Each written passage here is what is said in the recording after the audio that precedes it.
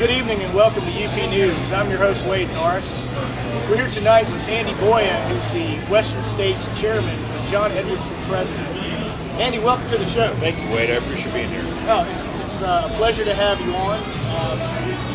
We're getting really close to the nitty-gritty here, and people are starting to really watch what the presidential candidates are saying and what their plans are.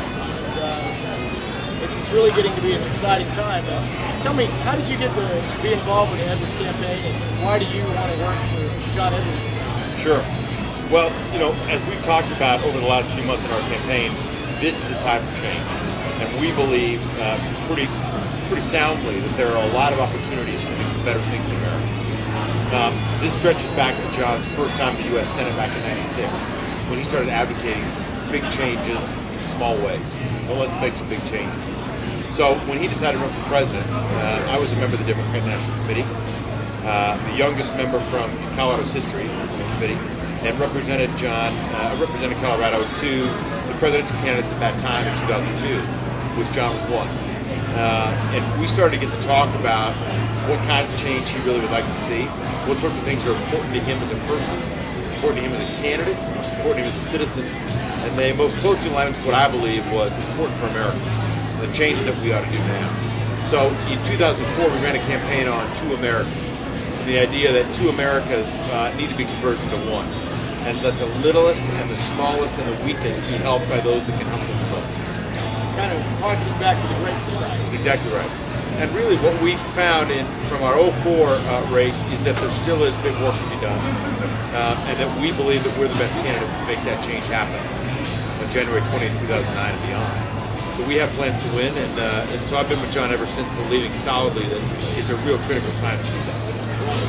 And speaking of that, some of the issues that attracted were common for you that John Edwards is running on. I know for myself, having a candidate talking about poverty for the first time since Bobby Kennedy has been a real big issue for me, for my faith. What are some of the issues for you? Some of the health care, or what is it specifically? Yeah, there are two things that are really important to me that John is advocating for in two regards. One is the health care plan. We are the candidate in this race with a universal health care plan. Now, what's important to distinguish between us and our friends, both on the other side of the aisle and along with us in the party that are running, we're all good people, but we all have our own individual ideas about things. We solidly believe that our plan represents and can cover the most number of Americans that don't have it now. If you notice today, there was a news story today about the fact that the number of uninsured Americans has gone up now to 47 million, up from 45 million 2 years ago. There are pretty considerable concerns when you look at 2 million more Americans that aren't covered. So health care really is a fundamental issue for us. The other is the idea of corporate and greed and the ability to buy votes in Washington has us seriously concerned about the future of how democracy happens. Not only about the future of America and about what happens in America, but how we're treated as citizens and how at the end of the day, our work eventually has to represent everybody. And we believe that with both this current administration and the possibilities of some of the other candidates in the race, that would continue. We have plans to stop that. So basically, John Edwards is the only one of the top three Democratic candidates. It's got a fully comprehensive universal health care. How's he planning to pay for this? Sure. One of the things that responsible government talks about is when you propose something, particularly as an elected official, you got to figure out a way to pay for it. We believe that the tax cuts that were given in the first term of George W. Bush can be stopped, not reversed, but actually ceased. And the ceasing of those tax cuts for the wealthiest 2% of Americans, which represent the neighborhood of about 100,000 Americans, can be stopped, and that money that can be recouped in the government can pay for universal health care. Now, there are different proposals out there, raising taxes, which we don't eliminate as an option. However, we don't believe necessarily that's the only option. Universal health care involves the coverage of everybody. Universal literally means everybody. So we pay for it by the Bush tax cuts. We believe that works. So no more uninsured health care, or no more uninsured people in the United States. John Edwards. in an Edwards administration, we will work hard to ensure every American at least has access to adequate health care. Options are important as well, so we believe options are important, but every American under an Edwards White House will have an opportunity for health care.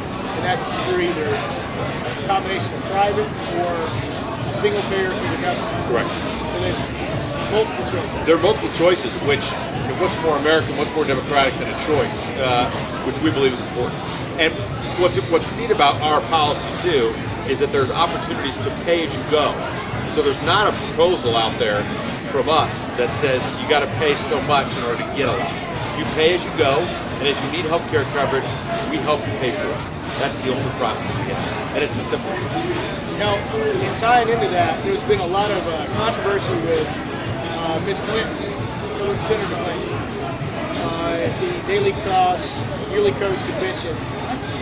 She went on record saying that she was going to continue to take lobbyist money, and a lot of that money is from the healthcare industry, as Michael Morris talked about in his film. John Edwards has called on all candidates to reject lobbyist money. Barack Obama has joined them. What do you see for the front runner, like Senator Clinton?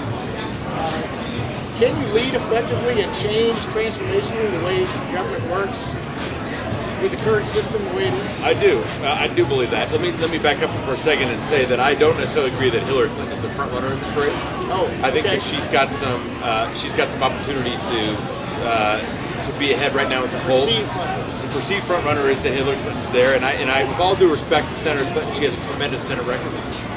We believe solidly in the, as I said earlier, the taking of lobbyist money, which the senator from New York believes at Daily Coast Convention, for example, that represents real Americans. We're not denying that some of the lobbyist money in America represents real Americans. What our issue is that the lobbyist money that's actually taken in a political campaign represents an interest, and it's one of many interests. There's a string attached. Sure. What that means, though, is that if you take money that is associated with lobbyists from a lobbyist, they obviously want something in return. We believe in the best, most formative democracy in the world is that of which everybody has a choice. Everybody has a voice. If you have a voice being superseded by money, by power, by authority, we don't believe we're representing every voice. Our goal in this race is to make sure that as many Americans that want to be represented in our White House are. And that's our plan. So we've called on our Democratic friends in this race to not take lobbyist money, and Senator Obama, to his credit, has ceased doing that. He has taken it in the past. He's ceased doing it now. And we believe that's the right way to do things.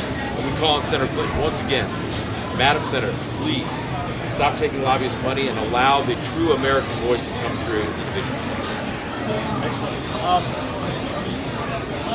Lastly, let's go back to talking about the so-called perceived frontrunner status. National polling shows Hillary Clinton leading in polls at the national level, but yet John Edwards has consistently been in front in Iowa. Is that really, what's the best measure of who's really the front-runner candidate? Sure. That's a great question. The front-runner candidate is someone who consistently, in every poll, can out-poll our opposition.